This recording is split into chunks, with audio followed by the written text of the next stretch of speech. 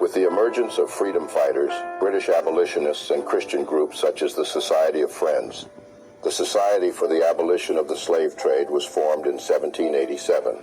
This eventually led to the passage of the 1807 Slave Trade Act by the British Parliament, and the legal importation of captives from Africa was slowly eliminated or suppressed throughout the European and American continents. It seemed like a good time for all enslaved people across the world, but the abolitionists had underestimated the greed, desperation, and heartlessness of enslavers and drivers who had plantations to grow, and captives to torment, degrade, and work to their bones. As such, slave breeding was born. After several calls from international bodies to the U.S., urging them to stop the importation of captives from Africa, the United States passed a law prohibiting the importation of enslaved captives into the country in 1808. Activities on plantations, on the other hand, showed no sign of slowing down. Rather, the expansion of rice, cotton, and sugarcane cultivation was rapid, and the demand for labor increased drastically. The internal slave market grew. Slaveholders, unable to import captives from Africa, started breeding their own enslaved people to progress their horrific business. No longer was the strength of captives considered to be their best attribute. The fertility of women became a major part of their productivity, and young women were forced to have large numbers of children to help increase the supply of enslaved captives.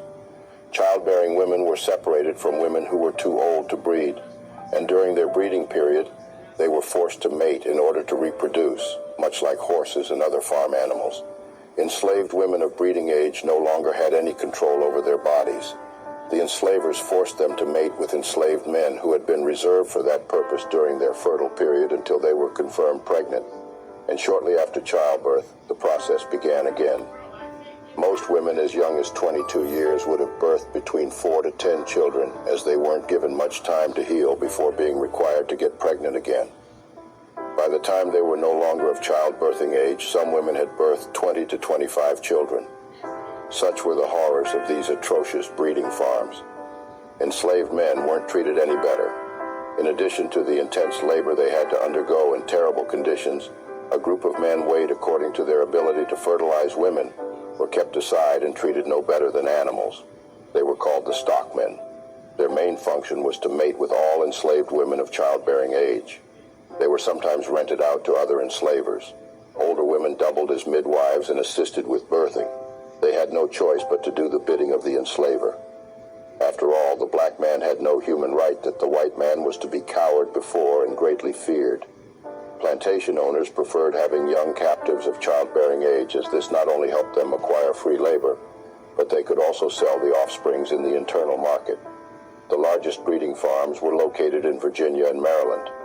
These breeding farms charged themselves with the sale and distribution of enslaved captives all through Southern America. Poverty, fertility, and health ramifications.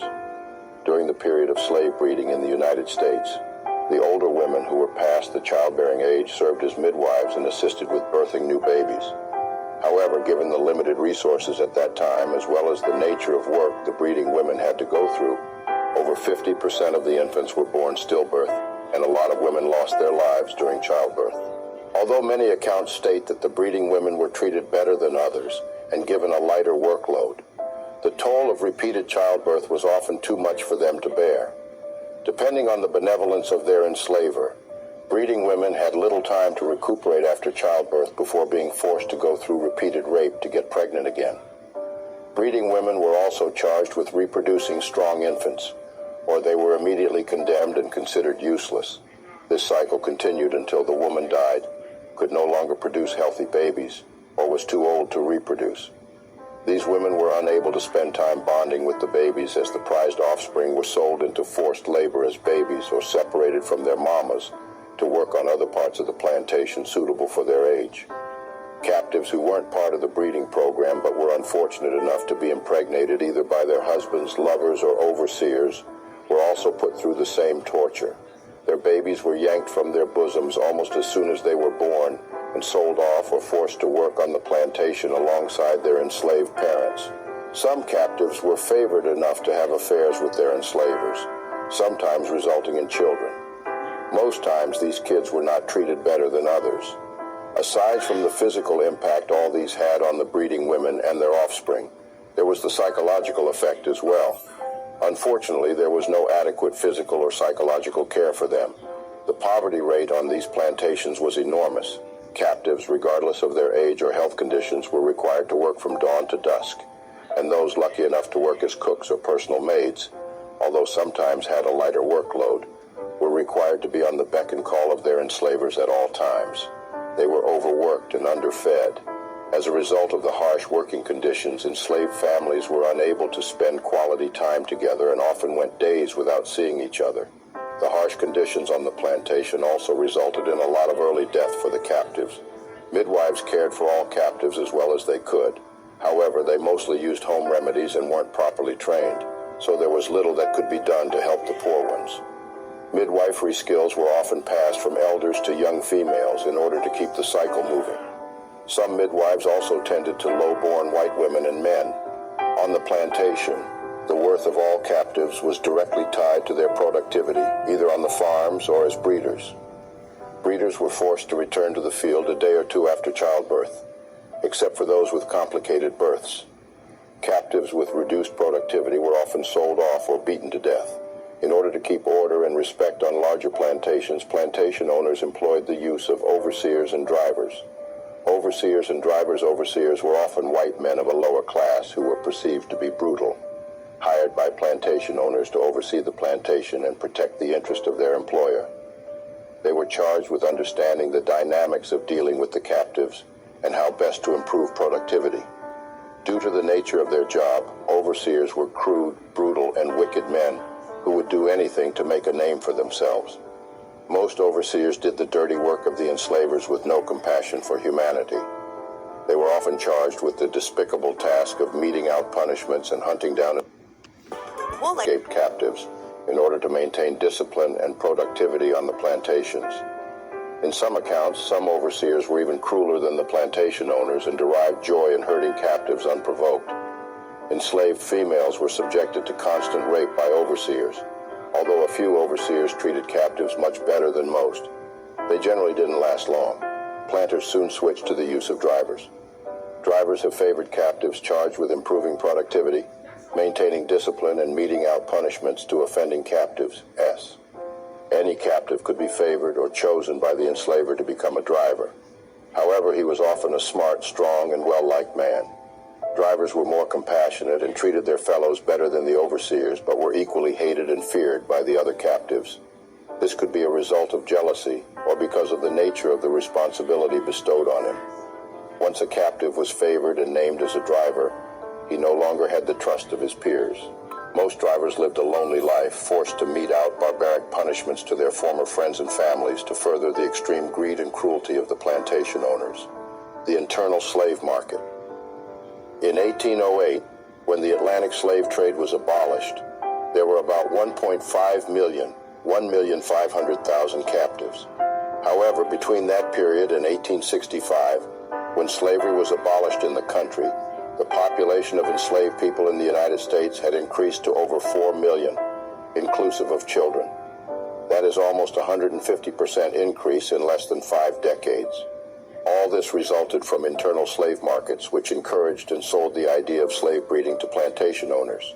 The internal slave market was a place within the country where slave traders and enslavers could sell and buy enslaved captives.